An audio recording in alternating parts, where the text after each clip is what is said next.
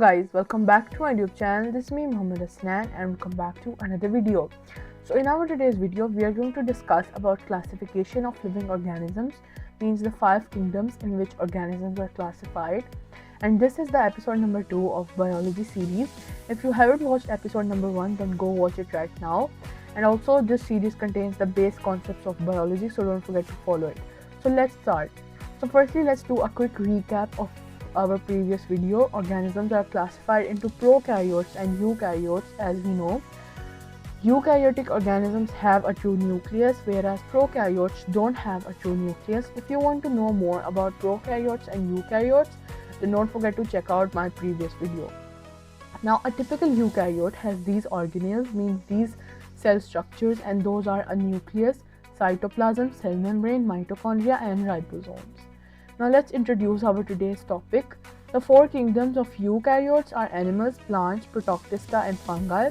These are the 4 kingdoms in which eukaryotes are classified, whereas the main kingdom of prokaryotes is bacteria.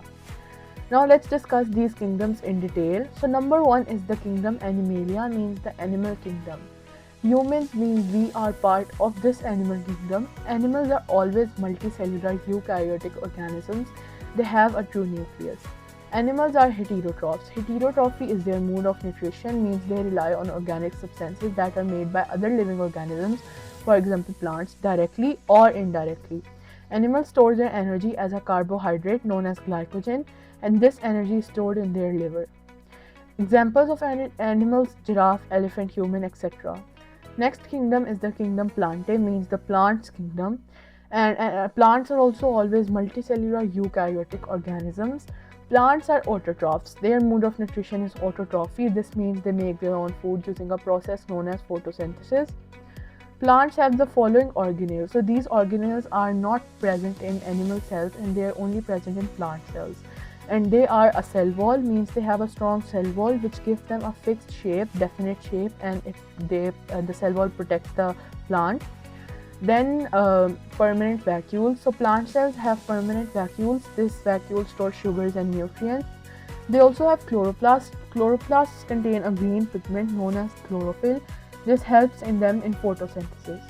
Plants have cell walls made up of a complex sugar known as cellulose, and then they store their energy as another sugar known as starch.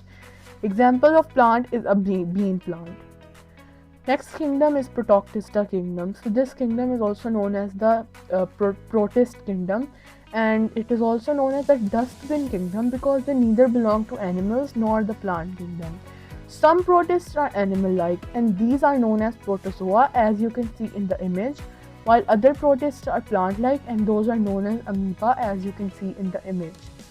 So some protists are also pathogens, means they cause diseases. Example, Plasmodium. This is a protist that causes malaria. Now you might think that malaria is caused by mosquito.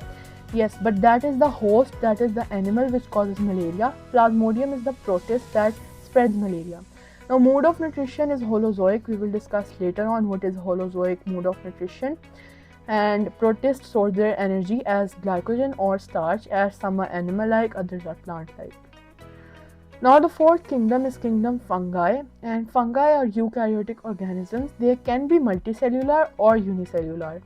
Fungi have cell walls made up of a complex sugar known as chitin. Some fungi are parasites and pathogens, means they live on other organisms and they also cause diseases as they are pathogens. For example, athlete's foot is a disease which is caused by a fungi known as Trichophyton rubrum. Fungi store their energy as glycogen just like animals. Examples of fungi are mushrooms. Mushrooms are edible fungi, means we can eat them, whereas yeast is also fungi, which is a unicellular fungi. The main mode of nutrition in fungi is saprotrophic nutrition. What is it? We will discuss later on. And their mode of nutrition is also parasitic because they live on bodies of other organisms. Now let's discuss about the main mode of nutrition in eukaryotic organisms. Number 1, heterotrophic. This means that they depend on organic substances made by other organisms or they eat another organism. Example of heterotrophic nutrition organism is animal. Number 2, autotrophic. This means making their own food using process like photosynthesis, getting energy from the sun. Organism is plant that has autotrophic nutrition. Number 3, parasitic. This means living on body of another living organism. This living organism on which they live is known as the host, and they get nutrition from the host. Example of organisms with parasitic nutrition is fungi or Protoctista. Now number 4, saprotrophic. So saprotrophic nutrition means feeding on dead or decay material for nutrition. So they decompose it and then they get nutrition from the dead material. Example of this organism which have saprotrophic nutrition is fungi.